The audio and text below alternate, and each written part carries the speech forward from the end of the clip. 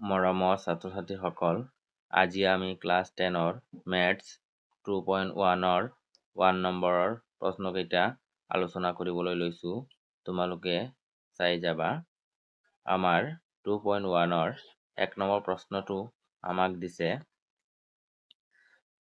কিছুমান বহুপদ pxৰ ক্ষেত্ৰত y = pxৰ লেখবোৰ তলৰ চিত্ৰ 2.10ত দিয়া আছে। প্ৰতিটো ক্ষেত্ৰত pxৰ শূন্যৰ সংখ্যা উলিওৱা। এতিয়া আমি শূন্যৰ সংখ্যা কেনেকৈ উলিয়াম? আমি চাব লাগিব যে ইয়াতে যিখিনি আমাক দিয়া আছে, এই আঁচডাল দিয়া আছে, এইটো দিয়া আছে, এইটো দিয়া আছে, এইবিলাক আমাৰ xৰ অক্ষত কেইটা বিন্দুত কাটিছে এইটো আমি চাব লাগিব। তেতিয়াহ'লে চোৱা, 1 নম্বৰটো আমাক কি দিছে? এই ৰেখাডাল কিন্তু x অক্ষত পৰা নাই, গতিকে ইয়াতে আমি শূন্যৰ সংখ্যা নাই বুলি লিখিম। তেতিয়াহ'লে আমি 1 নম্বৰৰ 1 লিখিম, শূন্য নাই, শূন্য নাই। তাৰপিছত 2 নম্বৰটো তোমালোকে মন কৰিবা, এইডালে কেইটা বিন্দুত কাটিছে? xৰ অক্ষত, হয় নহয়? তেতিয়াহ'লে ইয়াত এটা বিন্দুত কাটিছে, ইয়াতে চোৱা এটাত কাটিছে, এইটো yত কাটিছে, এইটো আমি নল'ম। যিটো xত কাটিব এইটো আমি ল'ব লাগিব। তেতিয়াহ'লে xত এটা বিন্দুতহে কাটিছে, তেতিয়াহ'লে আমি কি লিখিব লাগিব? 2 নম্বৰটো, যিহেতু লেখটোৱে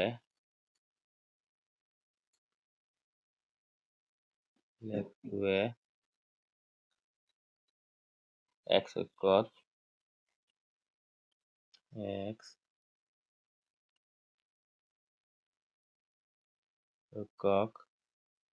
মাত্ৰ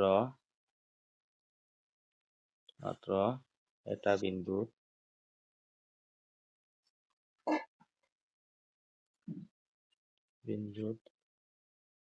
কাটে,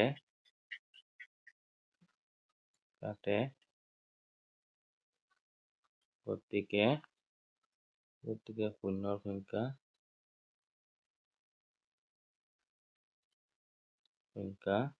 1।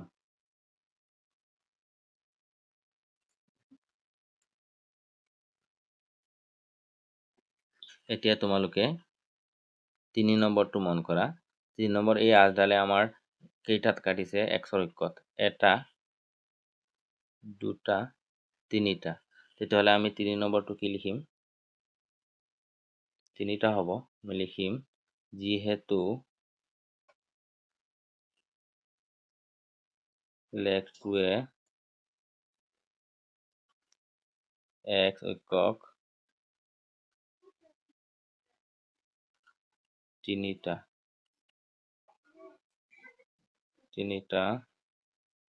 বিন্দুত কাটে,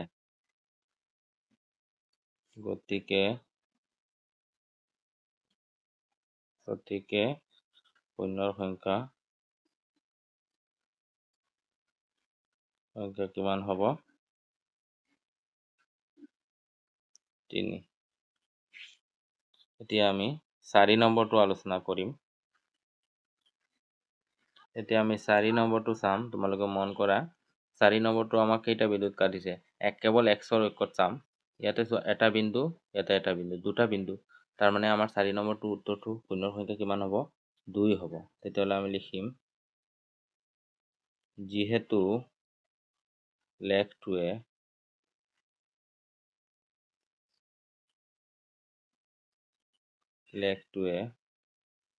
x অক্ষত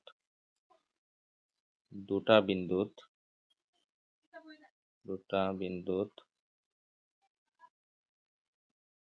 কাটে,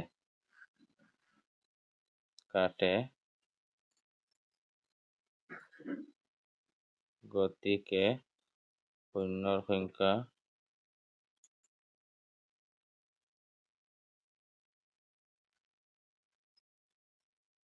2।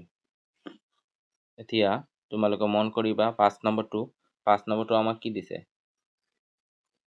5 নম্বৰটো আমাক দিছে, এইটো তোমালোকে মন কৰা, 5 নম্বৰটো কেইটা বিন্দু হ'ব? ইয়াতে এটা, ইয়াতে দুটা, ইয়াতে 3টা, ইয়াতে 4টা হ'ব। তেতিয়াহ'লে আমি লিখিম, যিহেতু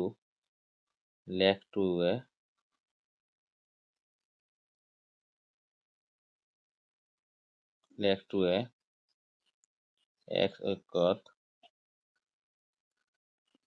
4টা বিন্দুত কাটে।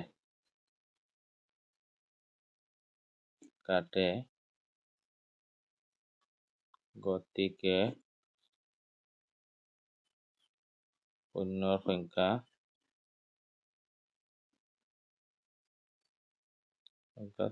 4। এতিয়া আমি 6 নম্বৰটো আলোচনা কৰিম। 6 নম্বৰটো আমাক কি দিছে? 6 নম্বৰটো আমাক দিছে, ইয়াতে তোমালোকে মন কৰিবা 6 নম্বৰটো এটা বিন্দু, দুটা বিন্দু, তিনিটা বিন্দু। তাৰমানে x অক্ষত আমাৰ তিনিটা বিন্দুত কাটিছে, এটা, দুটা, তিনিটা। হয়নে? তেতিয়াহ'লে আমি কি লিখিম এতিয়া ইয়াতে লিখিম যিহেতু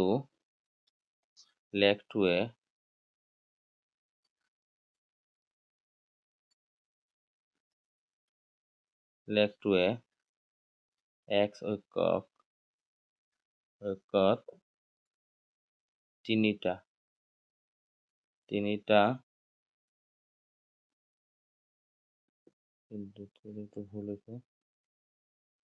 বিন্দুত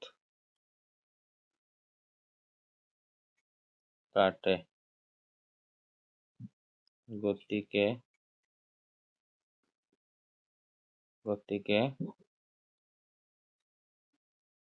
শূন্যৰ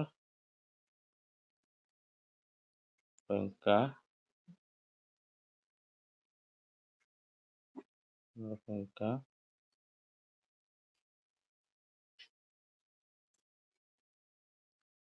3।